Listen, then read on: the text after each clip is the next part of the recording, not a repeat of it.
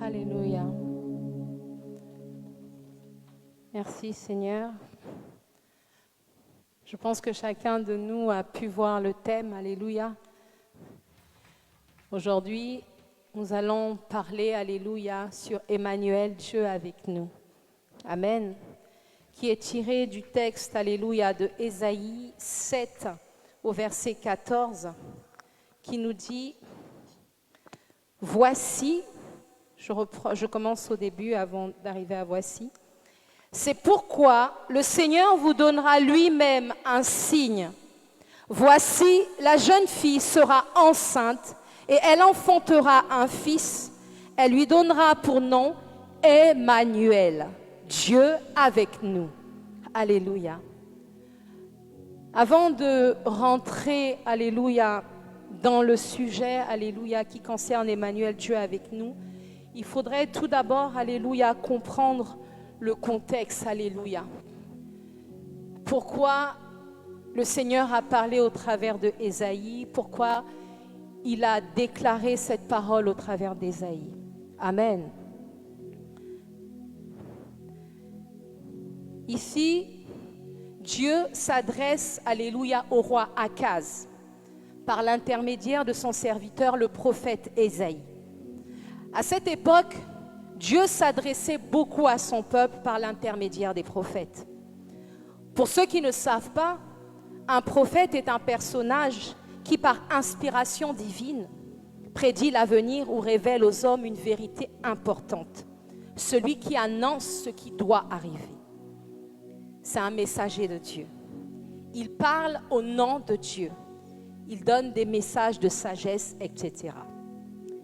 Ici, qui est Akaz? Akaz est le fils de Yotam, le petit-fils d'Ozias. C'est le roi de Juda. Pour comprendre, nous allons aller dans les Écritures, dans le livre des Chroniques, au chapitre 28, qui nous décrit quel roi était Akaz. S'il y a des lecteurs qui sont plus rapides que moi, ils peuvent aller sur ce passage. Nous allons dans le livre des Chroniques, c'est de 2 Chroniques 28, si je ne me trompe pas.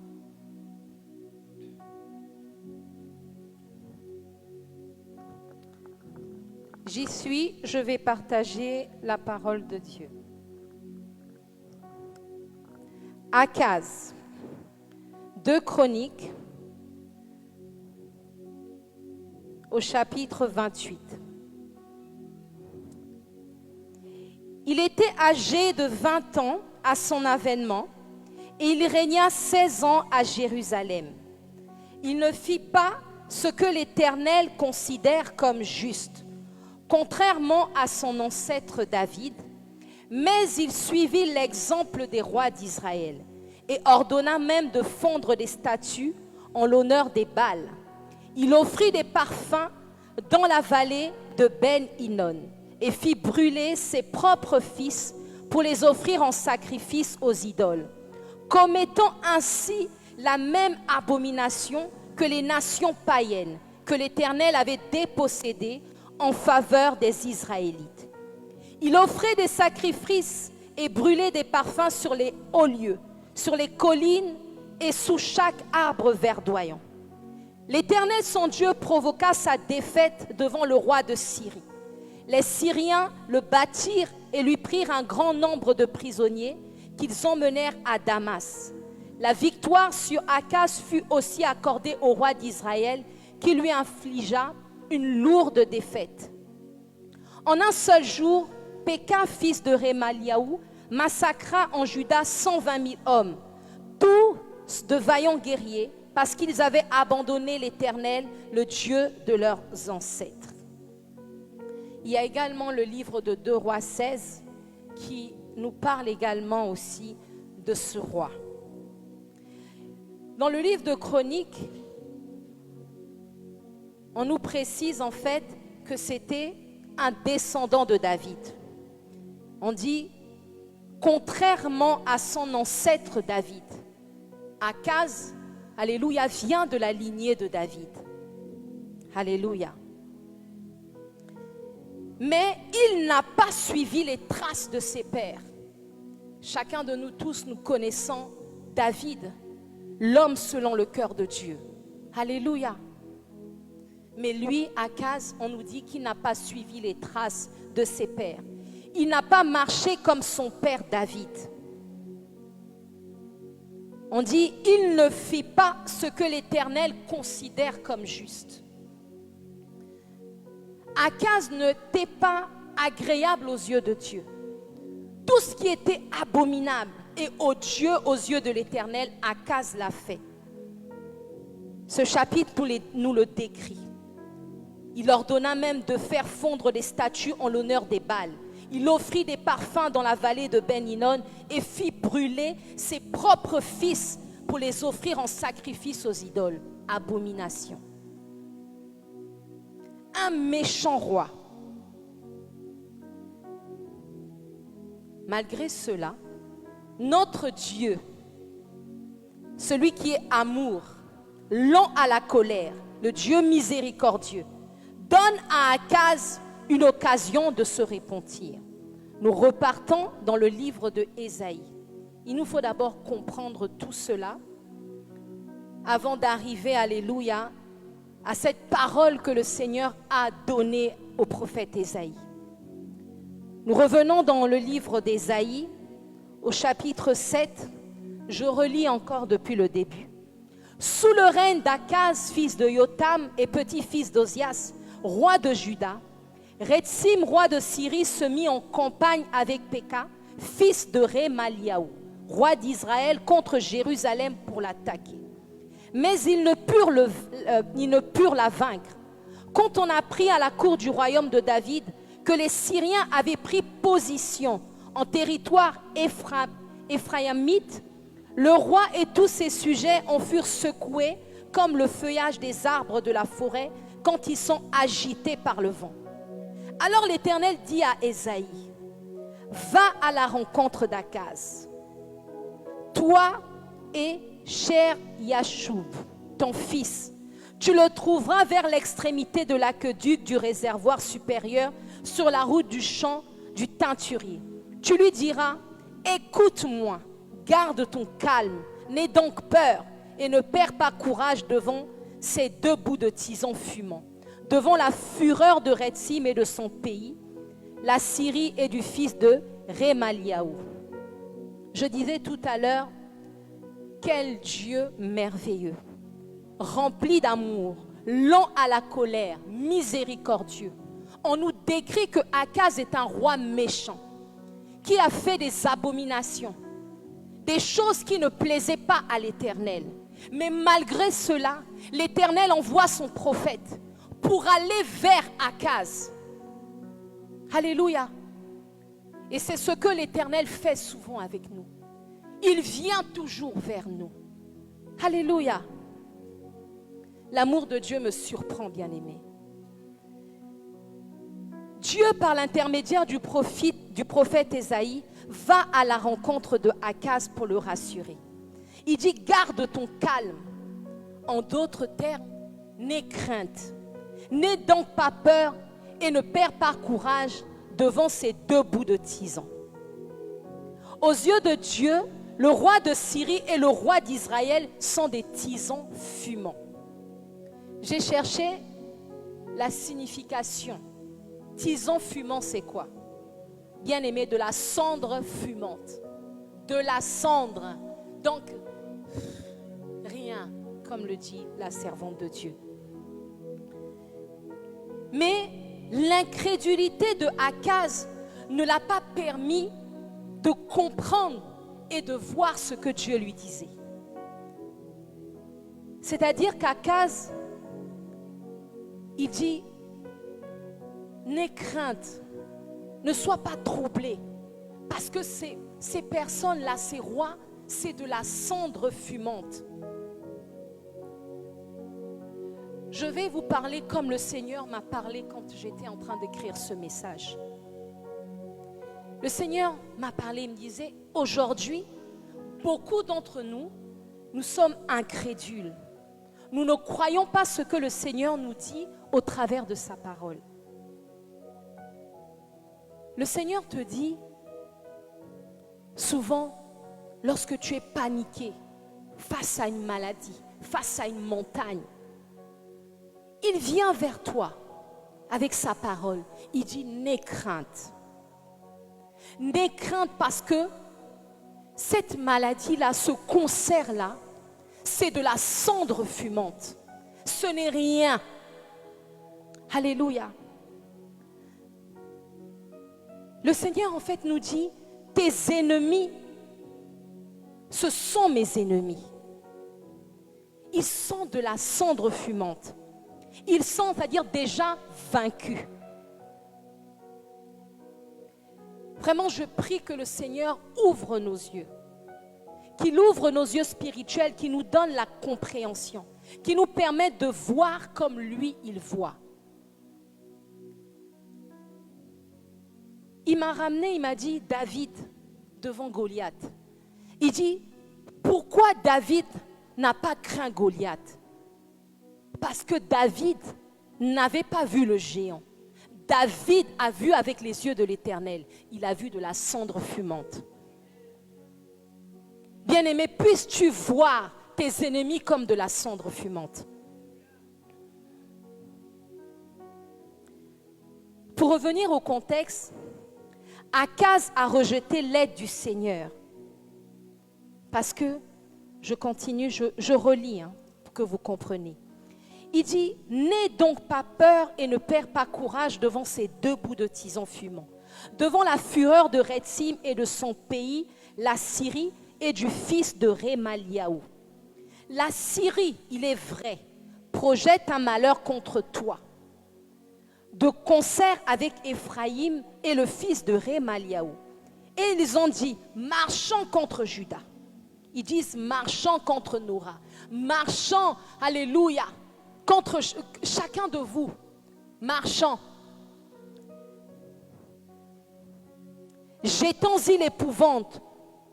Conquérons-le. Établissons-y comme le roi, le fils de Tabéel. Mais l'Éternel, mais ainsi par le Seigneur l'Éternel, cela ne tiendra pas. Cela ne sera pas. Et c'est ce que l'Éternel te dit aujourd'hui. Cela ne tiendra pas. Parce que l'ennemi est déjà vaincu. C'est de la cendre fumante. Je disais que Akaz a rejeté l'aide du Seigneur.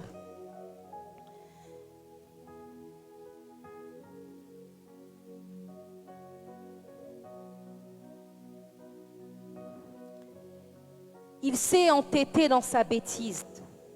Il a choisi de rester dans son aveuglement que de faire confiance à Dieu. Nous revenons dans les Écritures. Le Seigneur dit, si vous n'avez pas confiance, ça c'est à partir du verset 9, la partie B et non la partie A. Si vous n'avez pas confiance, vous ne tiendrez pas. L'Éternel parla de nouveau à Akaz et lui dit, demande pour toi un signe extraordinaire à l'Éternel ton Dieu, soit dans les régions d'en bas, soit dans les lieux élevés. Mais Akaz dit, je n'en demanderai pas. Je ne veux pas forcer la main de l'Éternel. Donc il reste campé dans sa position.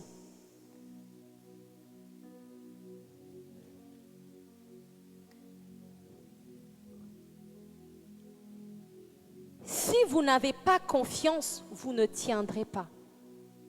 Akaz n'a pas eu confiance en Dieu. Akaz a plutôt fait confiance, alléluia, au roi d'Assyrie. Parce qu'il est allé s'allier avec un autre roi. Pour que ce roi-là vienne l'aider face à ses ennemis. Toi, tu fais quoi? Lorsque les gens, alléluia, viennent te combattre, lorsque les ennemis, alléluia, viennent te combattre, tu cours vers qui? Tu fais confiance à l'homme au lieu de faire confiance à Dieu. Cette parole s'adresse à nous aujourd'hui. Apprenons à faire confiance à Dieu.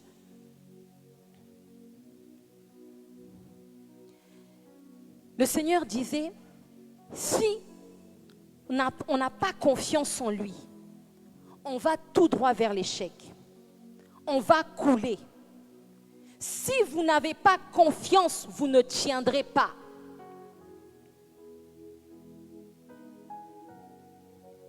Je ne sais pas quelles sont tes difficultés, dans quel péché tu te trouves, peu importe. La montagne, la maladie, le divorce, je ne sais pas. Mais Dieu, ce matin, veut nous dire qu'on puisse le faire confiance. La servante Stevencia le disait ce matin, d'avoir confiance en Dieu.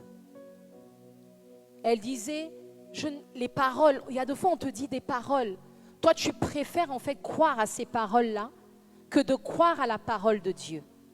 Ici, la parole de Dieu, elle dit, n'aie donc pas peur et ne perds pas courage devant ces deux bouts de tison fumant. C'est le Seigneur lui-même qui le dit. Mais toi, tu rejettes la parole. Akaz a rejeté la parole de Dieu.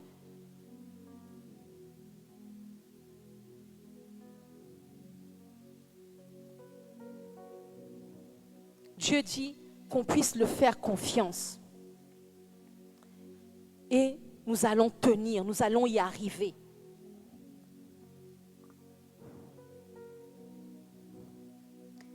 Il dit à Akaz, fais-moi confiance. Les Syriens et les Israélites ne te vaincront pas.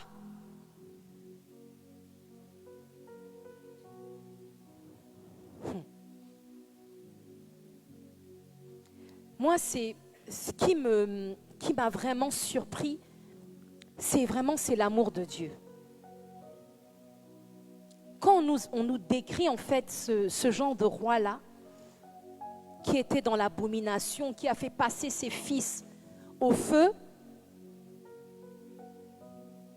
il fait tout ce qui est odieux à l'Éternel. Mais le Seigneur lui tend la main, lui tend une perche. L'amour de Dieu est tellement large, tellement profond, tellement haut. Alléluia. Et le Seigneur, il vient à Akaz, il ne le condamne pas. Il ne regarde pas à son abomination. Il ne regarde pas à son péché. Il ne regarde pas au sacrifice qu'il a fait. En fait, chaque fois que Dieu vient à nous, Dieu, il nous rassure. Il ne nous condamne pas. Et Dieu m'a dit, regarde lorsque je suis allée vers Gédéon. Qu'est-ce que j'ai dit à Gédéon? Je l'ai rassuré en l'appelant vaillant héros. En fait, il te met en confiance. Qu'est-ce qu'il a dit à Josué? Prends courage et tiens bon, ne crains rien et ne te laisse pas effrayer, car moi, l'Éternel, ton Dieu, je serai avec toi. En d'autres termes, fais-moi confiance. Obéis à ma voix, à ma parole et tu réussiras. Ne te borne pas seulement à l'écouter. Akaz, c'est ce qu'il a fait, il a juste écouté. J'écoute, oui, tu me dis, voilà, ce sont des tisons fumants. J'écoute juste, quoi. Mais je ne la mets pas en pratique. Et le livre de Jacques même nous le dit. Si quelqu'un peut lire le livre de Jacques 1, au verset 22-25.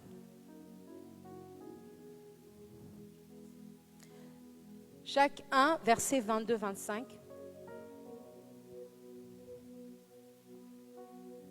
Amen. Et il y aura une telle abondance de lait qu'on mangera de la crème. Jacques 1. Ah pardon, excusez-moi.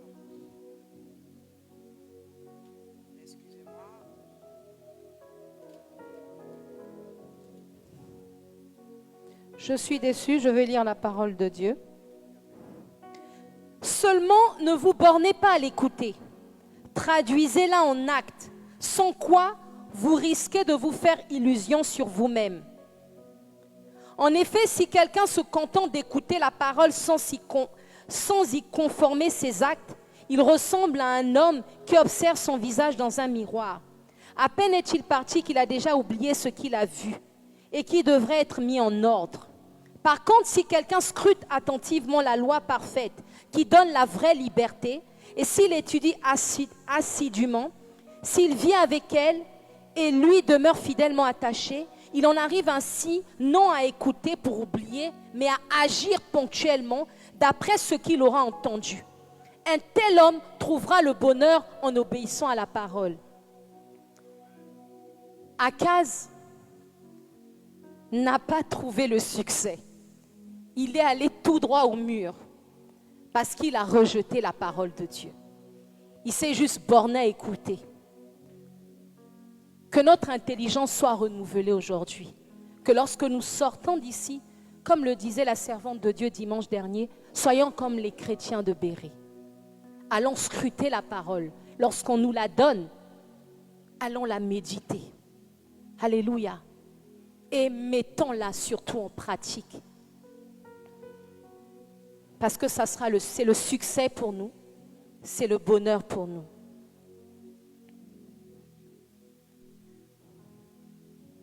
Akaz entend, refuse de croire.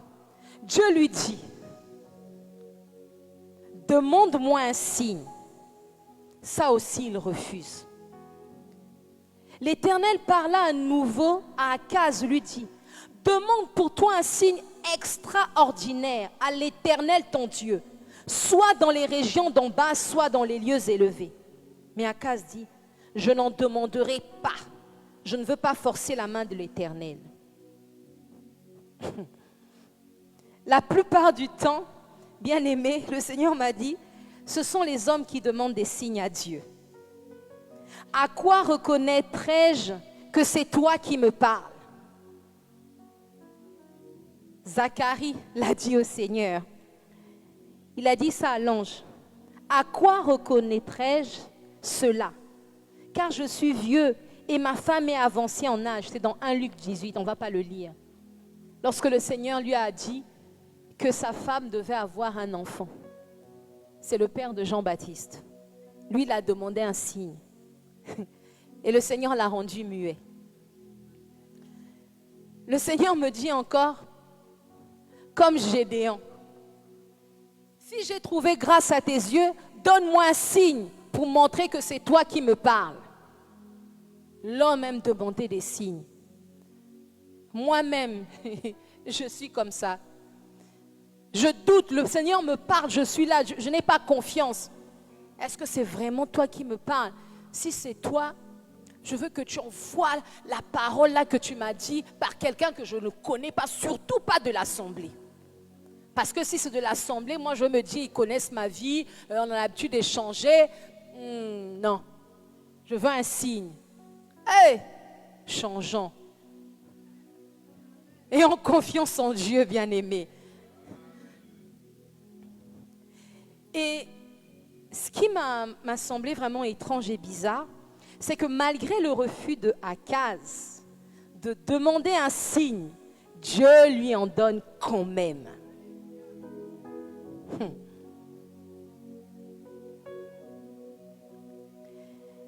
Dieu lui donne quand même un signe. Que choisit Akaz? Il s'allie au roi d'Assyrie.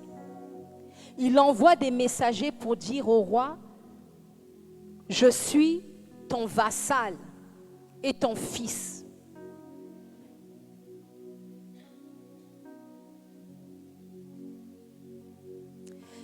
La signification de vassal signifie en fait celui qui est dépendant d'un seigneur, d'un souverain, qui est soumis à une puissance.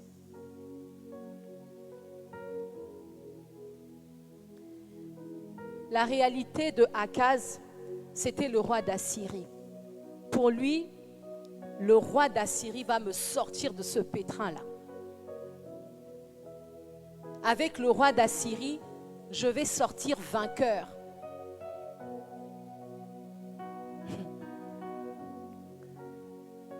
Alors que le Seigneur l'a dit plus haut, hein.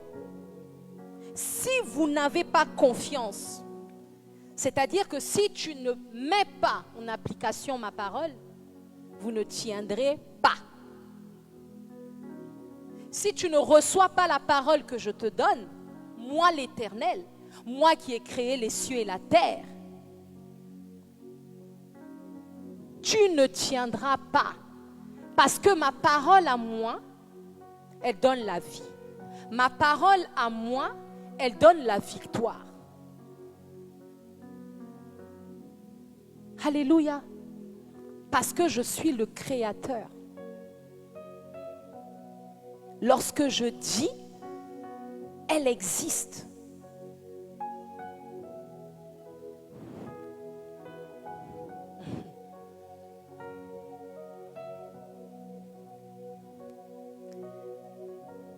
Akaz refuse l'offre de Dieu.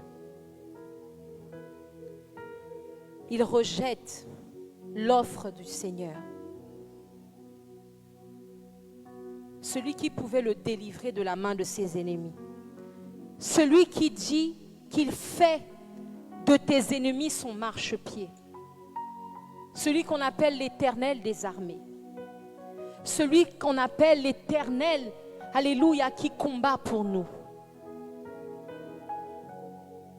Le Seigneur des seigneurs, le roi des rois, celui qui a vaincu la mort, celui qui est assis sur le trône. Akaz refuse la main que le Seigneur lui tend, l'offre du Seigneur. Il préfère aller se soumettre au roi d'Assyrie. Akaz avait endurci son cœur. Bien-aimé, la parole nous dit dans le livre de Hébreux 8, du verset 7 à 8, il dit, « Aujourd'hui, si vous entendez sa voix, n'endurcissez pas vos cœurs. » Le Seigneur s'adresse également à nous ce matin. Lorsque le Seigneur envoie sa parole, n'endurcis pas ton cœur, bien-aimé. Crois comme un enfant. Prends la parole de l'Éternel. Parce qu'elle va te donner la vie. J'ai demandé au Seigneur, mais pourquoi tu as quand même donné un signe alors qu'il a rejeté ton aide? Le Seigneur me dit, à cause de l'alliance.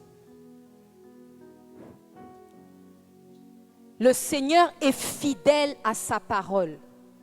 Il ne peut pas aller à l'encontre de sa parole. Dieu vient en aide à son peuple à cause de son alliance. Nous allons prendre les Écritures dans 2 Rois 13, 23. Comme toujours, si quelqu'un trouve avant moi, il peut commencer à lire.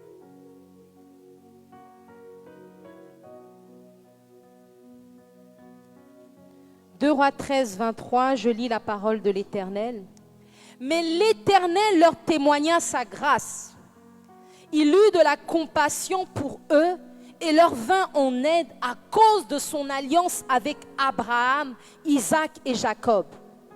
À cette époque, il ne voulut pas les détruire. Il ne voulut pas encore les exiler loin de sa présence. » Cette parole nous confirme que le Seigneur est fidèle. Le Seigneur respecte sa parole. Il est soumis à sa parole à cause de l'alliance, bien-aimé. Nous allons également prendre 2 Chroniques 6, 16. Je lis la parole de l'Éternel. 2 Chroniques 6, 16 nous dit, « À présent, Éternel Dieu d'Israël, veuille aussi tenir l'autre promesse que tu lui as faite lorsque tu lui as dit, il y aura toujours l'un de tes descendants qui siégera sous mon regard sur le trône d'Israël, à condition qu'il veille sur leur conduite pour vivre selon ma loi, comme tu as toi-même vécu en ma présence. » oui, maintenant, Éternel Dieu d'Israël, daigne réaliser cette promesse que tu as faite à ton serviteur David. Le Seigneur avait également fait une alliance avec David. Il avait dit à David, il avait promis que dans ta lignée, il y aura un roi, alléluia, qui s'assiera sur le trône. Un trône éternel. Alléluia. Je disais que le Seigneur est fidèle à sa parole. Il ne peut pas aller à l'encontre de sa parole. Et la prophétie qui a été donnée ici dans le livre d'Ésaïe, il dit, c'est pourquoi le Seigneur vous donnera lui-même un signe. Voici, la jeune fille sera enceinte et elle enfantera un fils. Elle lui donnera pour nom Emmanuel, Dieu avec nous. La prophétie est donnée ici pour un avenir lointain, pour un lointain avenir. Il s'agit de la naissance du Sauveur de l'humanité. Dieu, voyant ses enfants le rejeter en fait sans cesse, parce que j'ai essayé un peu de lire en fait le livre des Chroniques. Vous pouvez également le lire, même le livre des Rois. Vous allez voir que dans la lignée de David, à chaque fois, les rois, lorsqu'ils arrivaient, vraiment, ils ne sont pas nombreux. Ceux dans le règne, en fait, ceux qui ont vraiment servi en étant justes devant l'Éternel. La plupart du temps, ils se sont alliés à d'autres dieux, ils ont obéi à d'autres dieux, ils ont offert des sacrifices. En tout cas, ils ont fait tout ce qui était abominable aux yeux de l'Éternel. Et le Seigneur, je pense que quelque part, ça l'a attristé. Il dit, mais qu'est-ce que je vais faire? Il a trouvé un moyen de convaincre le peuple.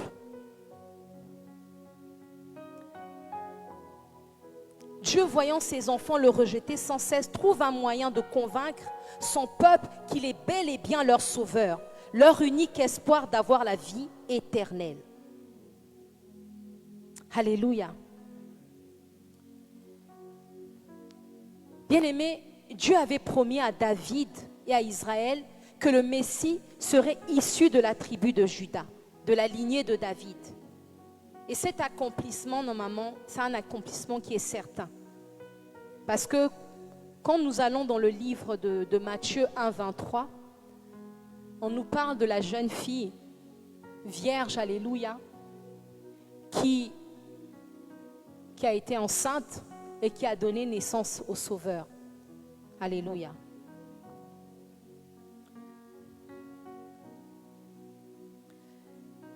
Le Seigneur réfléchit. Il dit, je ne peux pas laisser mon peuple continuer de demeurer dans le péché. Il dit, qui enverrai-je pour sauver mes enfants? Dans le ciel, là-bas, sûrement il y a eu concertation. Et Jésus a répondu, moi Seigneur. On peut le lire dans le livre de Hébreux 10,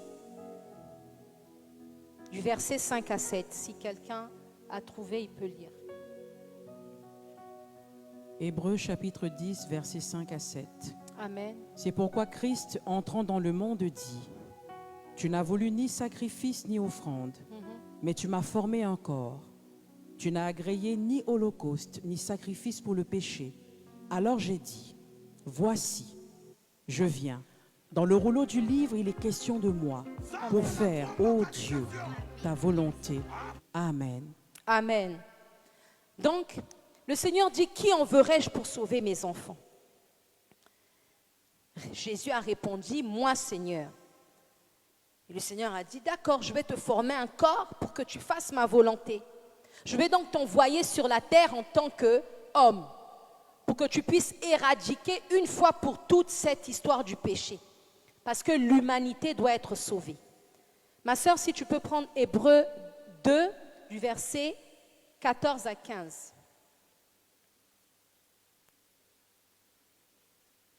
Hébreux chapitre 2, versets 14 à 15, la Bible déclare, ainsi donc, Puisque les enfants participent au sang et à la chair, il y a également participé lui-même, afin que par la mort, il anéantisse celui qui a la puissance de la mort, Amen. c'est-à-dire le diable, et qu'il délivra tous ceux qui, par crainte de la mort, étaient toute leur vie retenus dans la servitude.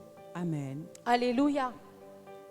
Donc le Seigneur promet, alléluia, d'envoyer un sauveur pour pouvoir éradiquer cette affaire de péché dont l'homme vraiment n'arrivait pas à s'en débarrasser. Donc d'où la venue de Jésus-Christ.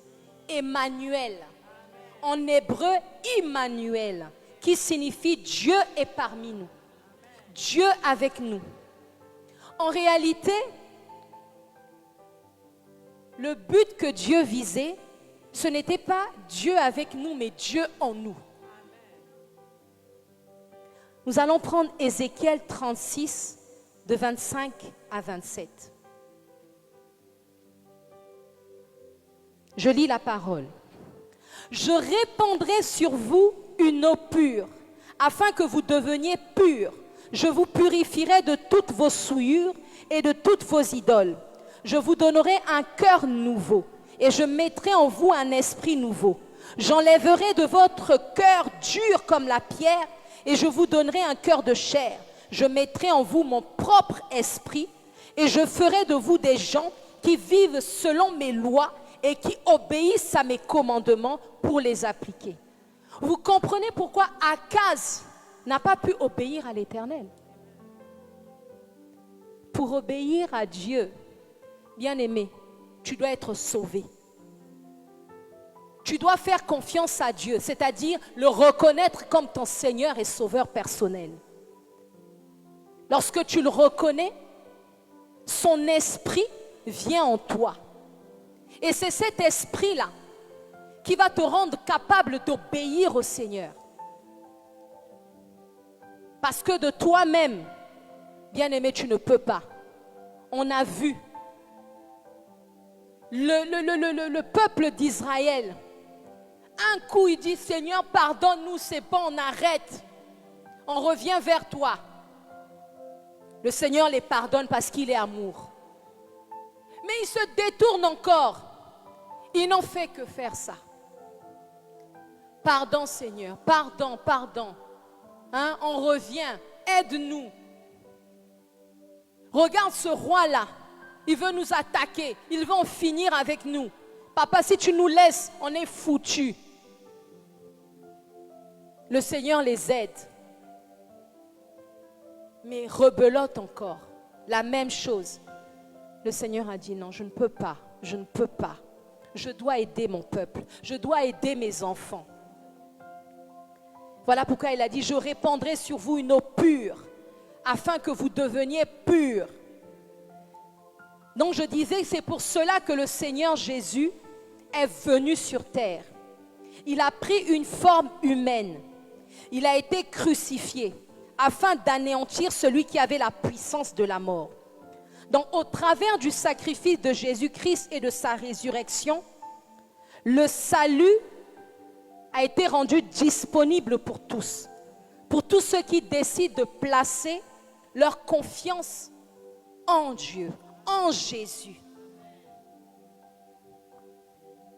Bien-aimés, Dieu est avec nous et en nous lorsque nous faisons confiance à l'Éternel. La sœur Uriel nous avait emmenés sur le verset de Jean 3,16.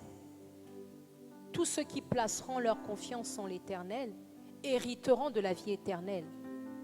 Ils bénéficieront du salut.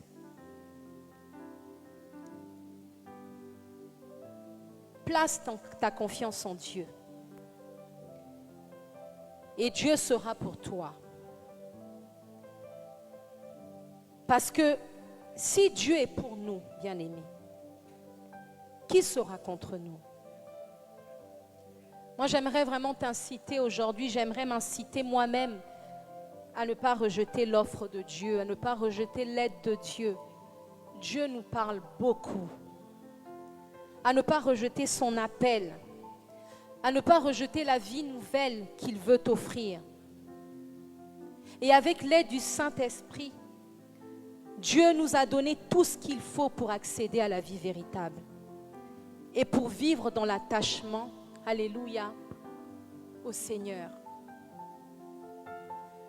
Je voudrais m'adresser à une personne aujourd'hui. Pourquoi crois-tu que le silence de Dieu est synonyme de son absence?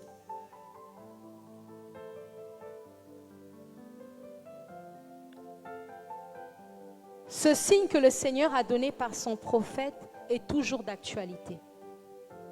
La parole de Dieu ne se démode pas, elle ne se périme pas, elle s'accomplit toujours. Il est avec nous, c'est une vérité.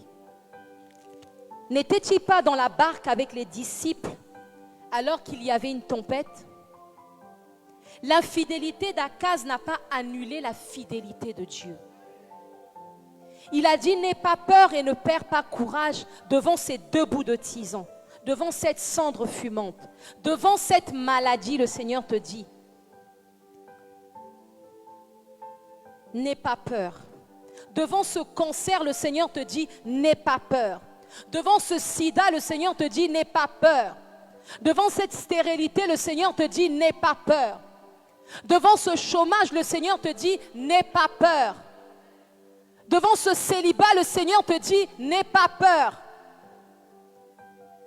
Car cela ne tiendra pas. Cela ne sera pas. Car je suis avec toi et en toi.